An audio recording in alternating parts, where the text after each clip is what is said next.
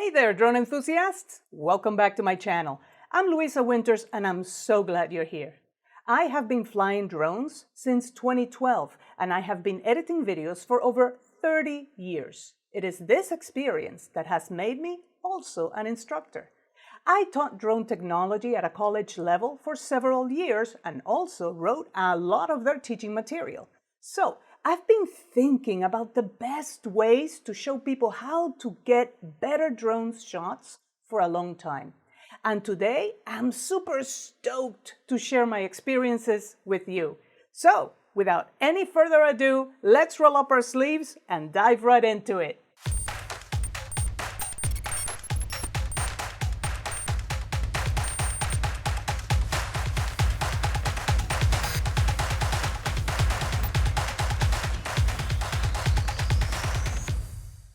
In this video, I want to start with the technical and legal stuff. I don't want to spend too much time on this, but in future videos, I will discuss more at length legal aspects and technical aspects of your video. And also, this is not for photography. I will be releasing other videos for photography, but this one is for video only. The next thing is, who are you shooting for? Are you shooting for yourself, for your own enjoyment? Do you have a client? If you're shooting for your YouTube channel, for example, who is your target audience? So if you go to analytics and you see what's going on in your channel, see who watches your channel the most. You know, is it women? Is it men? Are they in the US? What are their ages? And then make sure that you shoot for that target audience. Never forget that you're not just shooting for yourself. You're shooting for somebody else to be able to see what it is that you have. We will also discuss what makes a shot extraordinary. I mean, isn't that subjective? Well, yeah, it is. But you can see that as a group of people, we can agree that some shots are like breathtaking, like literally take your breath away, and some not so much. It's the same with movies. You know, some people love some movies and other people don't love it so much. But there is usually a majority that really loves the cinematography, and that's what we're aiming for. We're not aiming for shots that are maybe controversial or anything like that. This is just a beginning video, and we're aiming for something that most people will enjoy watching. Sometimes it's all about the edit. You know, if you don't necessarily have the shot, you can fix it in post. Ooh, dangerous words, right? As an editor, I shouldn't say that. Bad Luisa. Bad Luisa saying such things. Fix it in the edit. Preposterous. Who would say such a thing? But sometimes it can help you. Of course, if all your shots are bad, there is no amount of editing that will fix that. Also, make a conscious effort to know where the light is coming from. Know where the sun is, where the shadows are, and all that good stuff. It'll help you tremendously with your shots. Then we're going to move into using foreground objects. And finally, we're going to talk about standard shot sequences. These are the standard shot sequences that I guarantee that if you get most of these, you will be able to tell a story, you will be able to put a video together that your client will enjoy and pay for. If you're just flying for your own enjoyment, you don't have your Part 107, you don't have clients, you're just flying for you, I guarantee you this set of shots will make your videos that much better. All right, let's start with technical stuff. The first question that I'm usually asked is, which drone should I use? And there are different drones, different category drones. There's the Inspire series. They are really big. They're kind of on the expensive side, but not as expensive as other drones. I mean, some drones cost, you know, $200,000, $300,000. And let's not even talk about the military ones, right? That cost millions. But I'm talking about a category in which we just go out there and we're shooting our stuff, right? So we have the Inspire series. I have the Inspire 1. I have the Inspire 2. The Inspire 2 is considerably better than the Inspire 1. And of course, the Inspire 3 came out not that long ago. I don't have that, so I'm not going to have any opinion on that. Then you have the Mavic series. I had the Mavic 2, the Mavic 2 Pro, the Mavic 3, the Mavic 3 Pro, Cine. So, you know, these are much smaller and the battery lasts really a long time. And therefore you can be a little bit more creative while on the air. So this is my favorite type of drone. Then you have the industrial drones. These are the big ones, the Cine Altas. There are many. Sony has one. There are many, many out there in the market. Then let's talk about monitors. So a lot of the problems that I was having at the beginning of my drone journey is that I was flying with my phone and quite frankly, I couldn't see it. I couldn't see anything under direct sunlight. So I tried all kinds of hoods, I tried all kinds of things, and quite frankly, none of them helped. I mean, it helped a little bit, but not enough. So, you know, then I bought a tablet. It was supposed to be super bright, like 1,000 nits or whatever it was. That didn't work either. The only thing that I found that it worked was my Crystal Sky monitor, which I use with my Mavic 2 Pro. Of course, my other drones have built-in monitors, and those are bright enough. Sometimes I have to use my own body as a shadow provider so I can see it, but it doesn't matter. I mean, it's a considerable improvement from my phone. Now let's talk about video codecs. Again, this is about video. It's not about photos. So let's talk about codecs. Most of the time, we're going to shoot in H.264 or H.265. And I personally prefer H.265 because it's saving at 10 bits. And that is considerably more colors than 8 bits per channel. So it makes a difference later in post and color correction if you shoot in H.264 or H.265. Of course, ProRes would be what I shoot in whenever I'm shooting something commercial. So if I'm getting paid for something, chances are that I'm shooting ProRes and I am shooting in a logarithmic color space. More on that a little bit later. And of course, you can shoot in RAW or Cinema DNG. These files are humongous, and I have shot in those, but quite frankly, in my humble opinion, it's not worth it because the file size is just so large. And quite frankly, the video, it's better than ProRes, but not that much better, you know? So ProRes and H.265 would be my go-tos.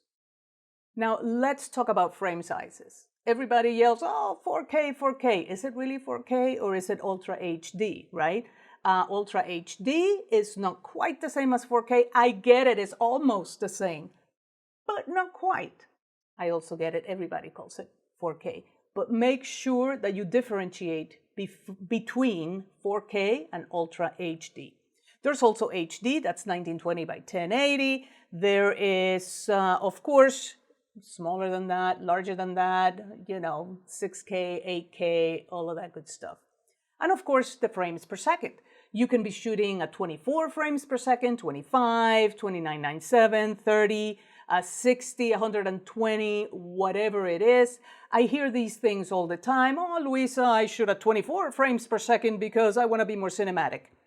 I fail to see how frame rate is going to make your shot cinematic. I mean, frame rate is just frame rate. If you know you're going to be slowing it down and you want to play it on an American television, then, you know, shoot at 60 and then play it back at 30, which is really 2997, but the drone does that automatically, so we don't have to worry about it. And you can also say, oh, Luisa, nobody plays stuff on television anymore. This is going to be streaming on YouTube or whatever, so it's going to be played on a computer. To that, I say, hey, knock yourself out. Do whatever frame rate you think you need. And when it comes to which frame rate you think you need, I'm going to ask you to exaggerate. 1 frame per second. If you're shooting something that is moving really quickly, in 1 second will be here and the next second will be here. 2 frames per second, 3, right? You get the idea. The faster that object that I am shooting is moving, the higher the frames per second is going to be in my case, you know? So let's talk about color spaces. Rec 709 is what you're watching right now. That's considered normal, quote unquote, normal. But then you also have logarithmic. You know, you have the D-log, you have the log, you have all kinds, M-log. It depends on the manufacturer. They have their own log, right? And this is also known as flat, which with all appearances, it would seem to just be ugh. I mean, there is like no definition to the color, there is no contrast, the color is hardly there, and it's like, you know, why on earth would anybody want to shoot like that? Because it gives you more stops of luminance. So in post, if you're color correcting, you will be able to do that much more. The difference is huge. So how do I shoot? I shoot in logarithmic. The only reason for me not to shoot in log is when I need to deliver the footage to the client immediately after I shoot it. And that happens more often than not. You know, the client is right there, I'm done shooting here, there you go, let's do a transfer, boom, get me my money, and that's it. In that case, I will shoot Rec 709 or normal color space. But anything that I'm going to edit and color process, I'm going to shoot in log. And you know, do an experiment. If you color correct things, if you don't, then don't bother. But if you do color correct things, do an experiment. Shoot one thing in Rec 709, normal, and then shoot the same thing in log. Color correct one, color correct the other. Tell me which one you like better. I'm willing to bet that it's going to be the logarithmic. We're not really going to get into applying LUTs or anything like that. But if you do just plain vanilla color correction, you are going to see how what you shot in logarithmic looks far better than what you shot in Rec 709. Try it. All right, then you also have HDR. So you can shoot video in HDR, you know, you can do photos in HDR, and quite frankly, it's not used as often in video, that is, but in photos it's used all the time. You know, I know this is not about photos, but you know, you can shoot in an automatic bracketing where you shoot 3 stills and then any app will put it together, you know. So, you know, try it. All right, so let's talk about filters. I am going to have a video just on filters because people don't really understand how to use the neutral density, but just know this. All that these neutral density or ND filters do is that they attenuate the light that is coming into your sensor. So the higher the number of the ND, the less light is coming in. So what happens when less light comes in? There is a shutter inside of your camera. And this works for video and it works for pictures as well. This shutter can open a lot, that would be the aperture, open a lot, or open only a little bit. If it opens a lot, logically, it's letting more light in. And if it only opens a little bit, logically, less light is coming in. But there's also the speed at which this opens. It can open really quickly. Well, my hands can't do it that fast. Or it can open, stay open, open, and then close. And that is known as the shutter speed. When you use a neutral density filter, it allows you to slow the shutter more so that you can get motion blur. And why would you want to get motion blur? Well, you know, try again. Try the same thing. Shoot something that is moving relatively fast or pan your camera, it doesn't really matter. And then do the same thing right? So do it without any filters, and then do the same thing with an ND16 or even an ND64, so that shutter speed really becomes really, really slow. And then tell me which video you like better. If you like the one that had a fast shutter speed, more power to you. I would prefer the one with a slower shutter speed. And not only that, there are some manufacturers that will give you some coloring to these ND filters to make your shots, the colors that much more vibrant. And, they're called cinematic, they're called whatever. Those are just marketing words, but they do work. I find that some of these filters, especially the Polar Pro ones, are really, really good for enhancing the color. So just try them. All right, so let's get through the legal stuff really quickly. You either have a Part 107 or you pass the trust certification. If it's controlled airspace, you need authorizations. Look at the weather, look at the visibility, wind, protect people, animals, and property. And of course, safety is always number one. Safety is always number one. All right, let's talk a little bit about who your intended audience is. Quite frankly, my intended audience, if it's for YouTube, most of my viewership is male, and it's in between 40 and I think 65 years old. So I'm going for a more mature audience. But maybe your channel, maybe your audience is for kids. Maybe you have grandkids. Maybe you have children.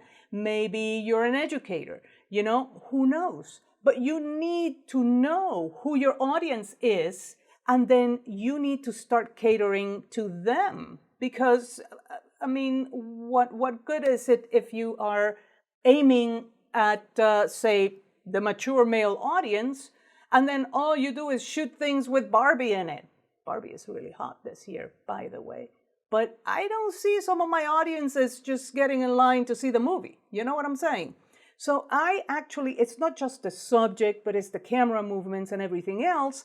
I need to cater to who my audience is. Let's talk about what makes a shot extraordinary. So just ask this of yourself. Because it's not me who you need to impress with an extraordinary shot. It's not me whom you need to impress with an extraordinary shot. It's yourself, it's your audience. So first, let's talk about impressing you. To you, what makes a shot extraordinary? And a lot of people will say, well, it has to be cinematic. What does that mean? What does cinematic mean? Oh, it means something that will be shown in a movie. I've seen some shots in some movies. I mean pretty big movies. Some shots were pretty bad. Nothing cinematic about them. Well, I guess they were cinematic, but nothing extraordinary about them. So, you know what I'm saying? So you need to see what's out there that you like. If you saw a video, a drone video, and it had a shot that you loved, that you say, hey, that shot was extraordinary, emulate it. Emulate it. How did they get that shot? And then emulate it. So you already have a pretty good idea of what makes a shot extraordinary. All right, so let's discuss it a little bit more. Is it the location? Look at this shot.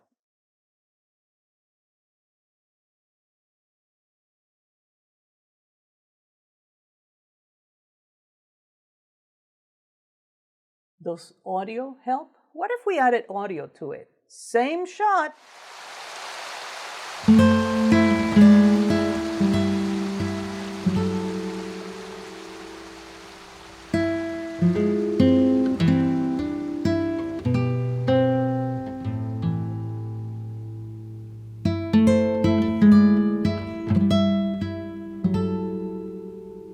How about tension and release? It's all about storytelling, after all. And could you imagine a story that doesn't have any tension, and they lived happily ever after? That's how it starts. In the middle, it's the same. They're still happy. And at the end, they're still happy. Let's have something happen, right? Let's have some tension here. you can create that tension with your drone. Look at this shot.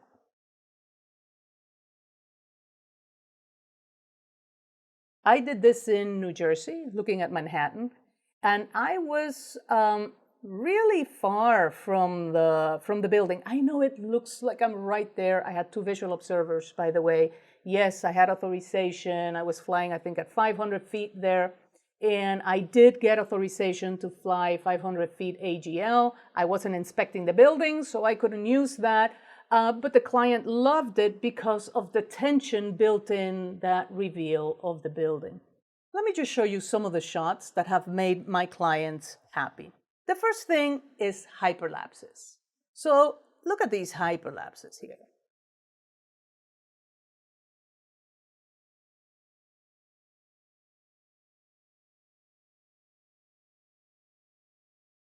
When it comes to hyperlapses, I am going to suggest that you use a slow shutter speed. You see how this shutter speed is kind of fast and everything looks like little cartoonish, you know? Look at the difference between that and this with a slow shutter speed, slow.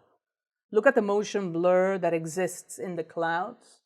And that, even though it was at dawn, I had an ND16 in there, and this was taken with a DSLR. It wasn't taken with a drone, but it doesn't matter. It's the same idea, right? So I had my DSLR in rails, and that's what gives you the movement, but it was a really slow shutter speed.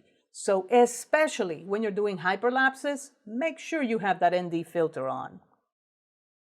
Also, follow the rule of thirds. You know the rule of thirds, right? Just divide your screen in 9, and you can actually show those in your screen display or not. And then anything of interest goes either on one of the lines or where 2 lines meet. Look here, I'm keeping the steeple here where the line is. Same for this one. See it? Same place. But this time it's going the other way, and it's a reveal of the water here on the top right-hand side. So why the rule of thirds? Well, that's because that's how we see. Do this experiment with yourself, just do it with yourself. Just look at something in your house, in your living room, in your studio, it doesn't really matter. And pay attention to the clock, to the painting, it doesn't matter what it is. And then consciously, without averting your eyes, where in your field of vision is that thing that you are looking at? Chances are, that is, you're following naturally the rule of thirds, and you put it right where the 2 lines intersect. Try it, do the experiment. Maybe I'm wrong. Reveals cause tension. All right, so reveals, it's like, oh, what's behind this? Reveals cause tension, and tension makes a shot interesting. It makes a shot extraordinary. Let's see some examples. This is called a ground rush reveal. This is when the camera is aiming at the grass and is flying low, and then the drone goes forward and up, doing a reveal of the pool and then the yard after the pool.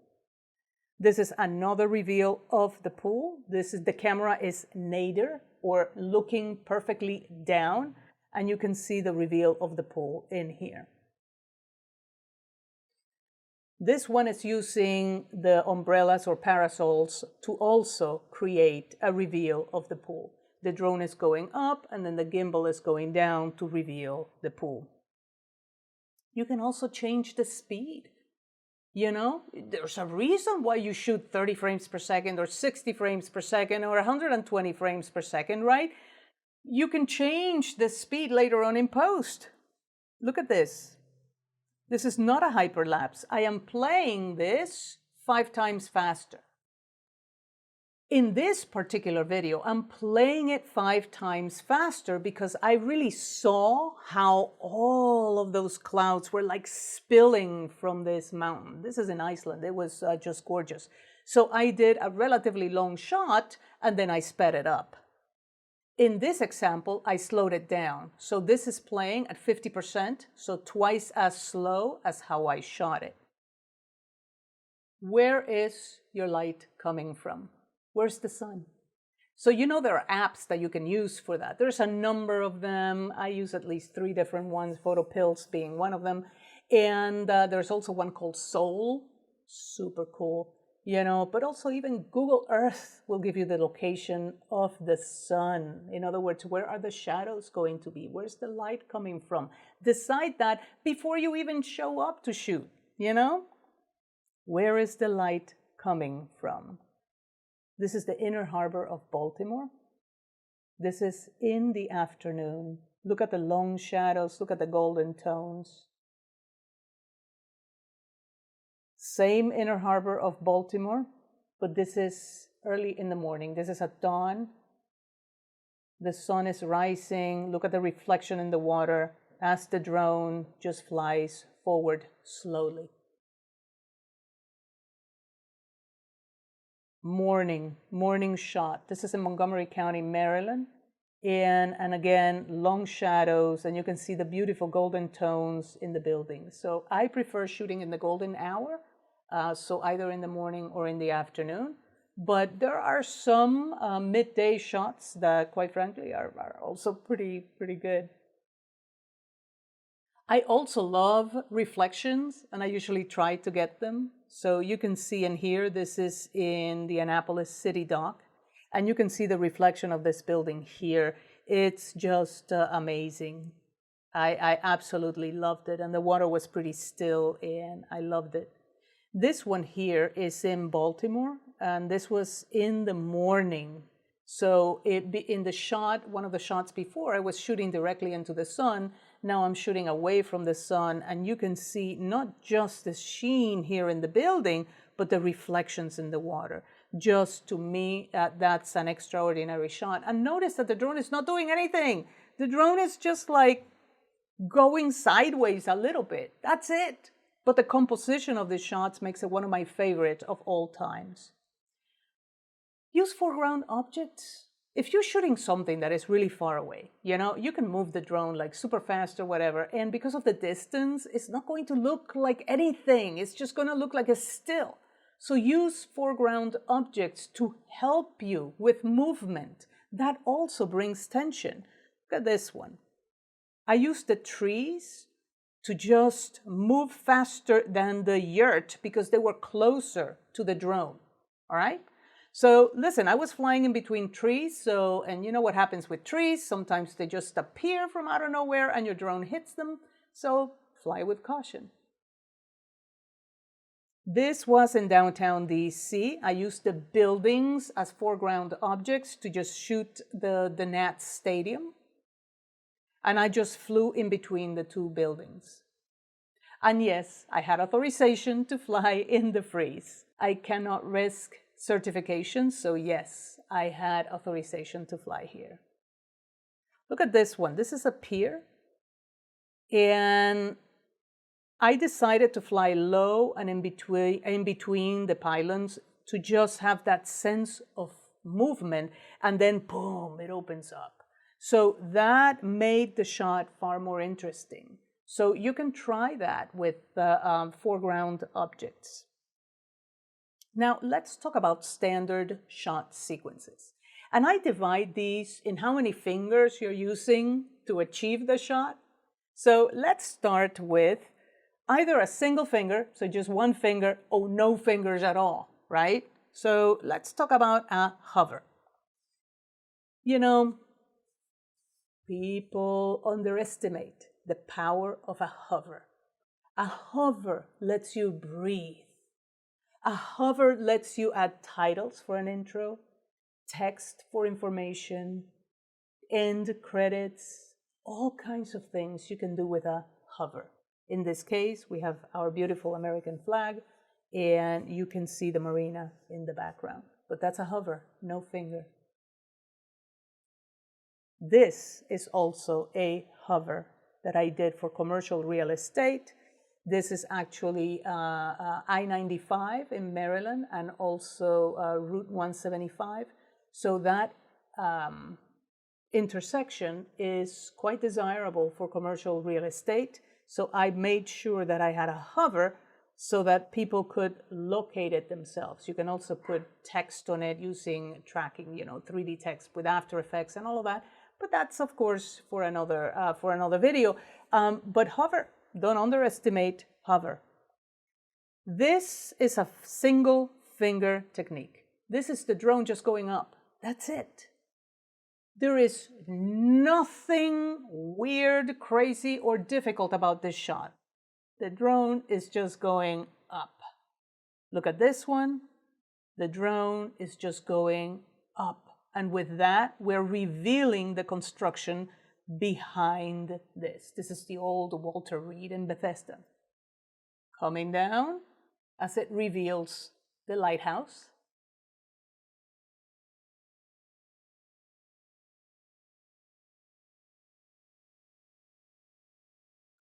This is a slide. A lot of people call this a pan, but a pan is when the drone doesn't move and you just yaw left and right. That's a pan. If the drone is moving, that's called a slide. That's a slide. It's just going left. Single finger technique. Boom. Drone goes left. That's it. Back up. That's it. The drone is just moving backwards. And as it does, it's revealing this structure here. Bird's eye. The camera is nadir, meaning looking down. And I really wanted to show the parking lot here, right?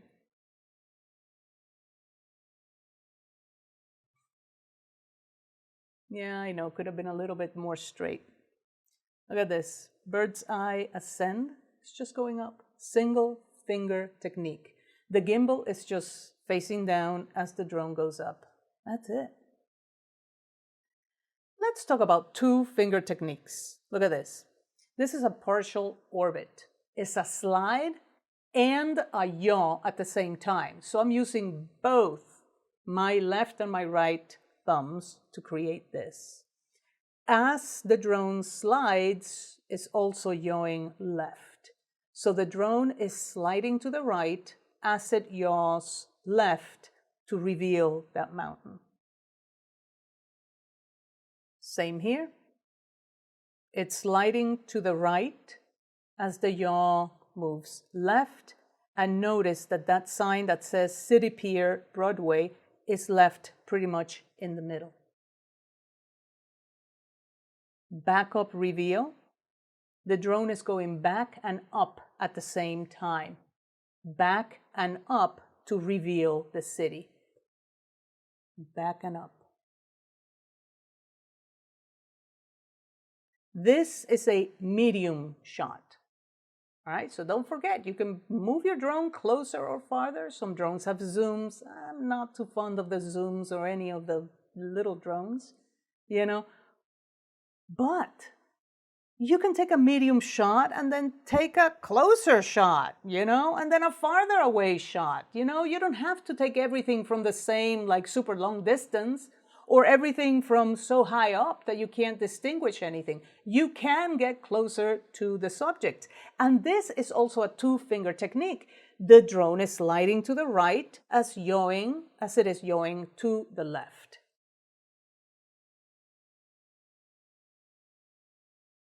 As the drone goes down, the gimbal comes up. So the drone is descending and the gimbal is going up. So it's a two-finger technique. It's just not sticks. So it's sticks and also the gimbal wheel. All right, so let's use the three-finger techniques. Look at this. This is much harder. This is descending, moving back, and the yaw is going up.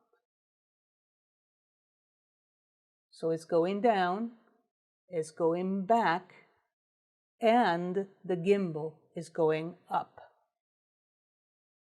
You can also use FPV, with the advent of the DJI FPV drones, or you can make one for really very inexpensive. I'm not into making my own, but I did buy a little Avata drone, and I was just flying it within the trees. Talk about tension and release, right? Everybody is just waiting to see where I'm going to crash it or when I'm going to crash it, right? I have yet to crash it.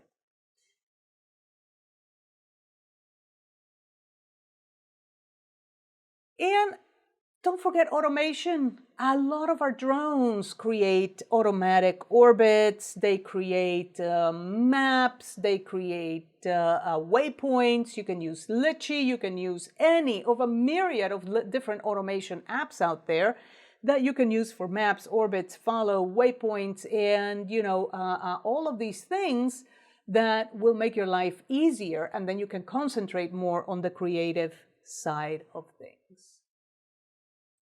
And that's it for today's adventure. I hope you enjoyed this thrilling journey into the world of drone cinematography with me, Luisa Winters. I am committed to bringing you the best insights and tips to elevate your drone shots. If you found value in this video and want to keep mastering your drone skills, don't forget to hit that like button and subscribe to my channel. By subscribing, you won't miss any of my upcoming content where I will continue to explore the exciting world of aerial storytelling. Got any questions or ideas for future videos? I'm all ears. Drop your thoughts in the comments below and I'll be sure to engage with you. Thanks for joining me on this exhilarating journey. Until next time, happy flying!